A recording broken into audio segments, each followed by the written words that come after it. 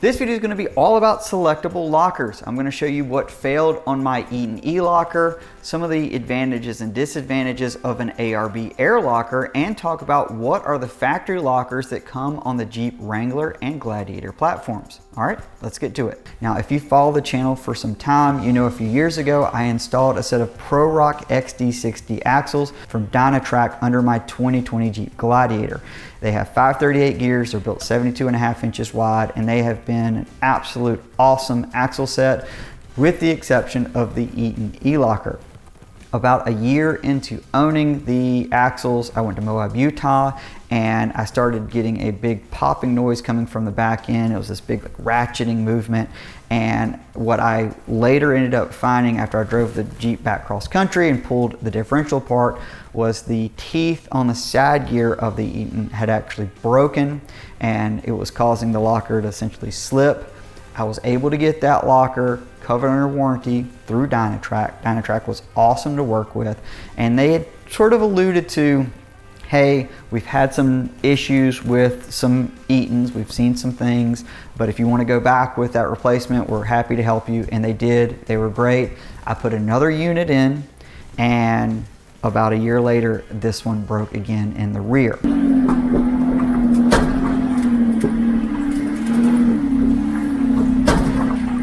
Now, when the electromagnet is not engaged on the Eaton ELocker, it works as an open differential, allowing both tires to spin at different speeds, so it works seamlessly just like factory would going down the road.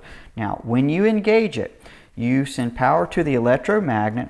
That electromagnet puts pressure on these pins. These pins collapse the spring, and that turns these side gears, so both axle shafts will now turn at the same speed. That's how your locker works. It effectively becomes a spool.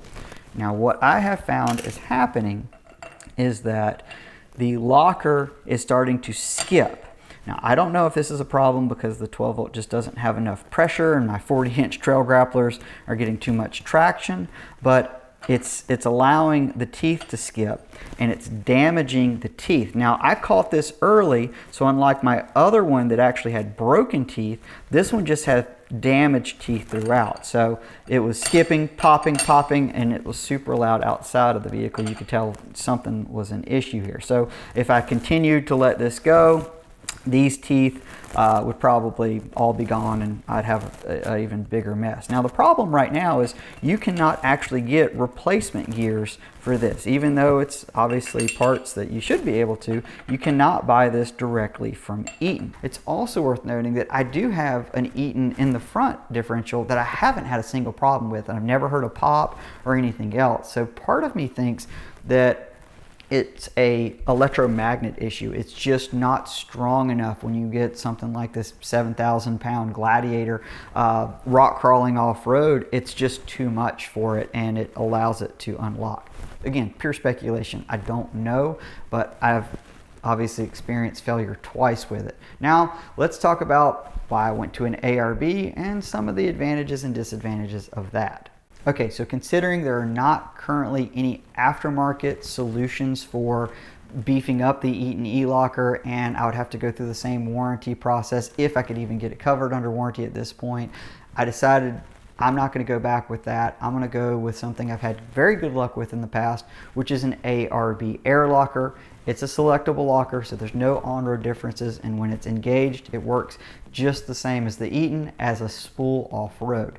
Now, to install the unit, I went to my local off-road shop, Low Range 4x4. I wanted to make sure that the gear pattern would be fine, everything would be shimmed correctly. While both the ARB Air Locker and the Eaton Locker have a two-piece case design and utilize forged internal gears, that's about the only similarities. The way the ARB Air Locker actuates is by air being plumbed into a sealed housing that rides on the outside of the differential carrier. From here, the air flows to a bonded piston seal, which in turn puts pressure on a clutch gear that engages the spider gears inside of the housing, making both axle shafts turn at the same speed. In the 15 years that I have been using ARB Air Lockers, I've personally experienced a failed bonded piston seal inside of the differential, a clogged solenoid, and a few airline failures that were usually the result of a zip tie breaking or the line rubbing against a sharp piece of metal that I originally overlooked. I look at it as I've never had a mechanical failure where I've had a broken, side gear or anything like that with the ARB.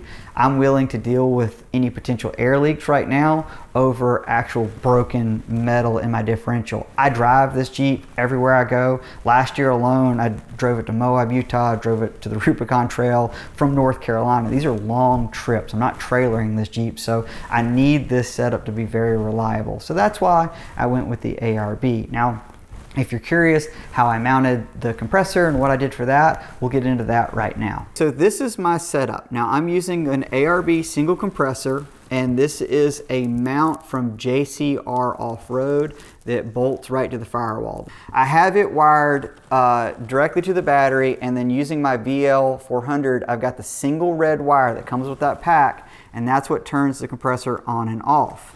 Now, this is the solenoid. So this controls the rear locker. The locker needs between 100 and 150 PSI to engage.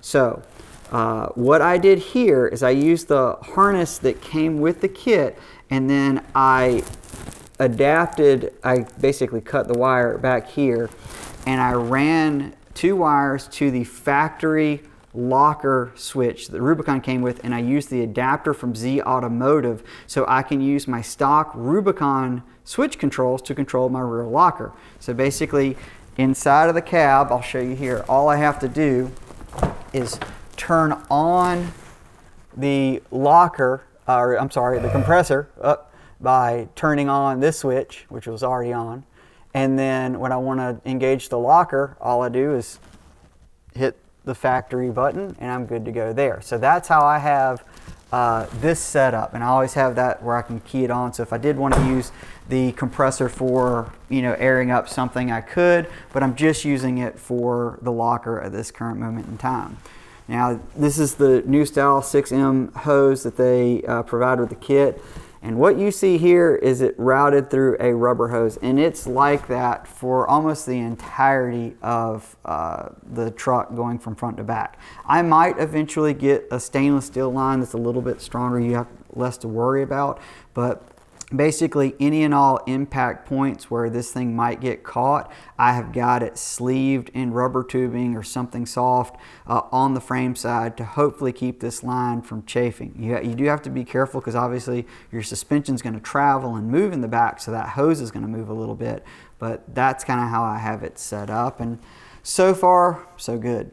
Now I want to talk briefly about the factory electric lockers that come in the JK Wrangler, JL, and JT platforms. If you have a JK, that's 2007 to 2018, those lockers are made by GKN. They're a tier 1 manufacturer. Most people have never heard of them, but that's who build those locker assemblies. Now when it switched over to the JL platform, all of the lockers came installed in Dana housings provided from Dana. Now I speculate, and this is just me speculating, that those are still GKN lockers being made for Dana put under the Jeep. There's a lot of similarities between the two, but I could absolutely be wrong here. At this current moment in time, if you do break a factory electric locker in a JL Wrangler or Gladiator, the dealership is replacing the entire axle housing rather than installing a new locker, meaning replacement parts are not currently available.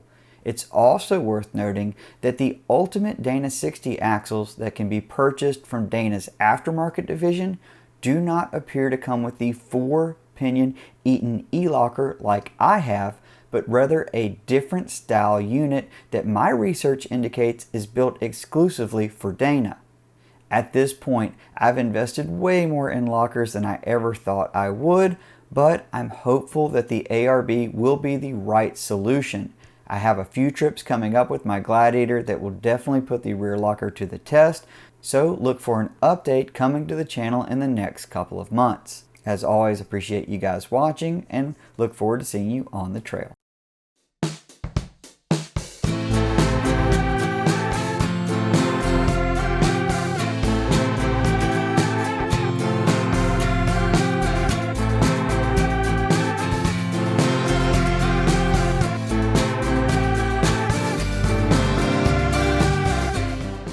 Thanks for sticking around to the end. Hopefully you enjoyed this video, and if you did, please consider subscribing to the Driving Line channel. Our goal is to excite, entertain, and educate you on all things automotive. So if you want to come be part of our journey, please hit that subscribe button, and we hope to see you on the next video. Take care.